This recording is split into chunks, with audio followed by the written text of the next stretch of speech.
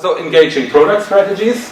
The difference between co-production and co-creation. So co-production is when the customer engage in a service production process. So when the service production is outsourced to the customer. For example, see here, booking, where you co-produce the service. That is, you book a flight. You can book if you want a hotel and a flight, plus car, plus train. So their customization related to customization. Because the customer exactly personalizes proactively the offer according to his or her needs. So if you want the lowest price, you can, we had the discussion this morning, you can search for the cheapest price of flights. If you want hotel and flight, you can choose both. Again, you can choose and personalize according to criteria you define, which are recorded. So there we have also personalization. That is, the system, the IT system, is memorizing your important choice criteria. It might offer you then proactively, then customization might become personalization. That is, that booking, the site booking.com, might offer you proactively offers according to your former purchase history and the criteria you have to define. But first of all, you define the criteria yourself. And we can also see here that different types of personalization. Item-based personalization, that is, you define what you want in categories. And then it might become collaborative filtering. Based on your purchase history, you get suggestions about similar products you have purchased formerly, so item correlated or item based, but also community based. You might get recommendations from the community who had done similar trips. An example, so you start, the first time you connect to booking, you might define your choice criteria, lowest price, or most stars, best evaluation or reviews for given destinations, for example Asia or Europe. So you will get some recommendations. So this is item-based recommendation. First of all, you're doing customization. You define the criteria. Then item-based recommendations are done to give you recommendations based on the criteria you have defined. And then subsequently, once you have interacted with the system, this is the learning system, you get collaborative filtering recommendations based on similar items. And so, for example, you booked in the past a hotel and a flight to Bangkok, and then you will get recommendations for flights to Thailand, plus hotels in Thailand, plus perhaps related customers who went to Bangkok also went to Phuket, or went to Koh Phi Phi, or went to Krabi. And so there you have collaborative filtering. And customers who went to Krabi went to Hotel A, but other customers went to Hotel B, or you went to Hotel A, other customers went to Hotel B, so you might be interested in Hotel B. And customers who went in Hotel B rent a car, so you might be interested in car. So co-production is strongly related to personalization, because you can choose actually exactly the products you want through customization. Co-creation is the highest level of engagement, where the customer really creates value through research and development by bringing ideas. For example, Threadless is a site where you can submit clothes designs. So there's a web interface on which you can create a design for a t-shirt, for example, and you submit to the community, and the community will vote, discuss your idea, and the best idea will get awarded with $2,000. And then Threadless will sell this product or this t-shirt or sweatshirt on its e-commerce platform, and clearly the success chances are very high, because actually when customers have credit and when other customers have evaluated the idea, then probably the design of the t-shirt fits to the needs or the tastes of the customers. That is why it's highly attractive. They pay only $2,000 for a good idea. Other examples are McDonald's was more crowdsourcing contests, Create Your Burger, where they had more than 100,000 ideas submitted. So there are a lot of ideas which are bad, but they had something like 2,000 or 3,000 recipes they actually used. Lego had also a platform where you could co-create models, and these models are then voted, produced by Lego, produced and sold by Lego. So we talk about the prosumer, so who's producing and consuming. It's related to technology and media. Technology actually helps, because formerly it was quite difficult to gather all these ideas. And now with the platforms, Amazon Talk, where you can exactly ask for ideas, product improvements. So firms are asking customers about problems about products. The co-creation contests of, for example, in France, you have Agorize. Firms are posting co-creation contests for few money. It costs nothing to the firms. Firms can improve the product. And there are typologies of co-creation, depends on the contribution. Is the contribution fixed or open? If it's customer-led or firm-led. The highest level is collaborating, where the customer are selecting the products. So it's the most democratic form, where the customers will decide which is the interesting product by voting for it. And it's completely open, so everybody can participate. If it's not everybody can participate, then it's co-designing, but still the customer will decide about the decision process. And if more control, if the firm keeps more control, then it's firm-led, then it's only submitting ideas, and then the R&D will develop the ideas and will decide which ideas will be developed. If the contribution activity is opened, then it's called tinkering, but still the firm is so it depends on the firm culture.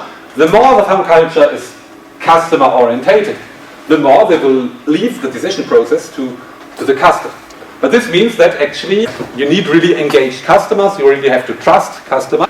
On the other hand, it's optimal in terms of product optimization, because actually it's like a market research. When the customers are deciding which is the best product, or voting which is the best product, then it's like testing the product in real conditions, or testing the idea in real conditions on the market.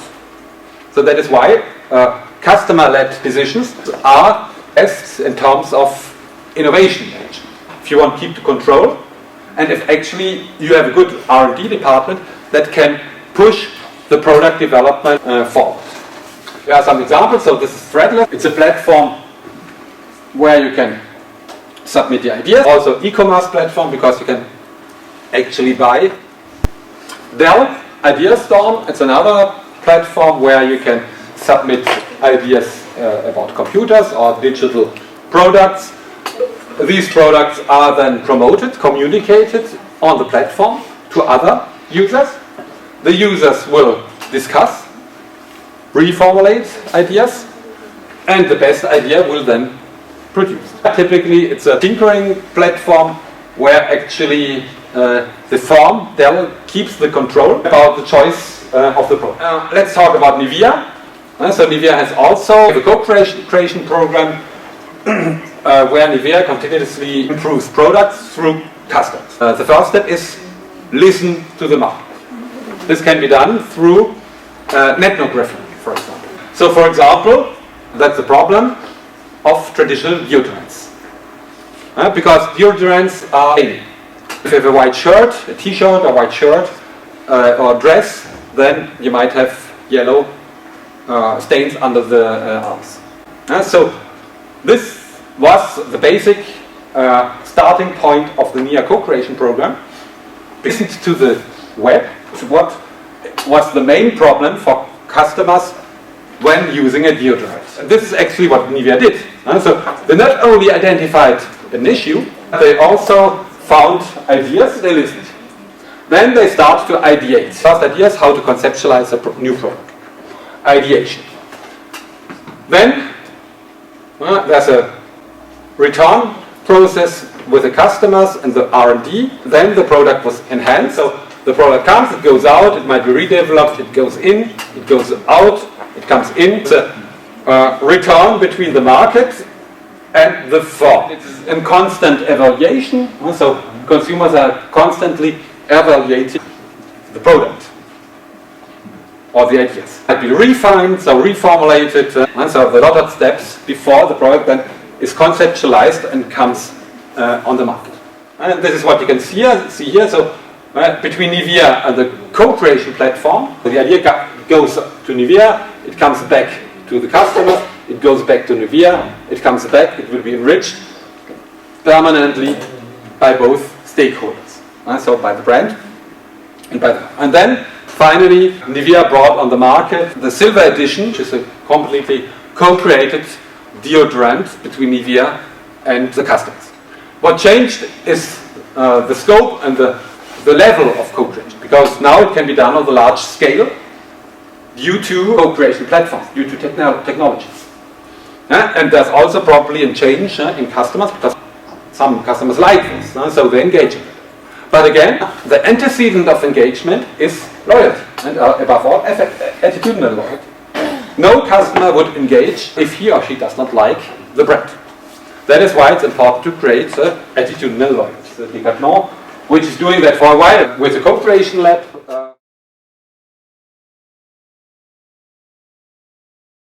This mask available worldwide. You can see it on every beach.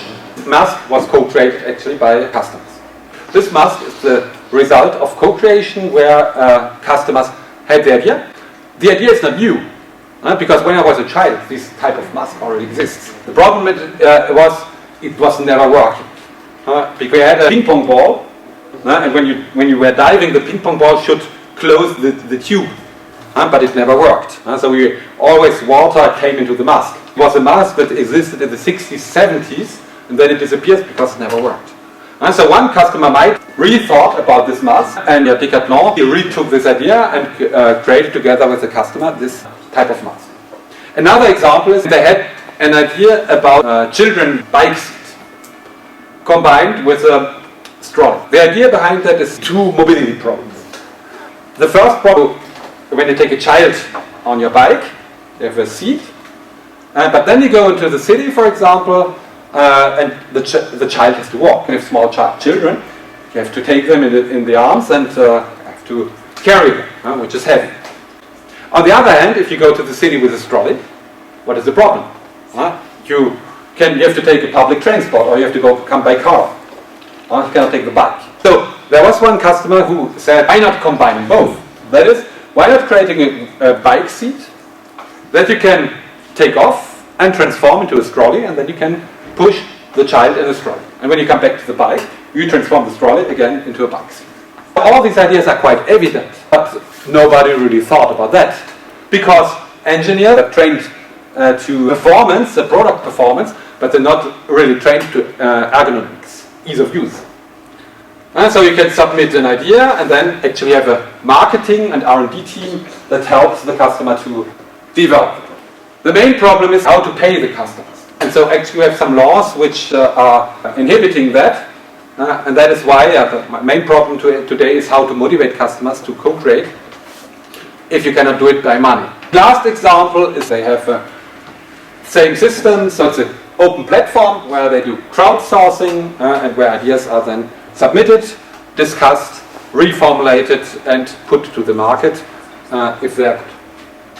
Here you can see the number of the ideas, and so from more than 150,000 ideas, 277 ideas were brought to the market, which is not a lot. But these ideas actually did not cost anything. There's a lot of rubbish. But through a adequate selection process, almost 300 ideas were selected. And these ideas were quite interesting. Here are some ideas related to food, experience ideas, so for improving payment, ordering, pickup, atmosphere locations, and community ideas. Here are some ideas. This idea is a splash stick. The splash stick eliminates immediately the coffee on the shop. The other idea was an ice cube with the taste of the drink, of the beverage.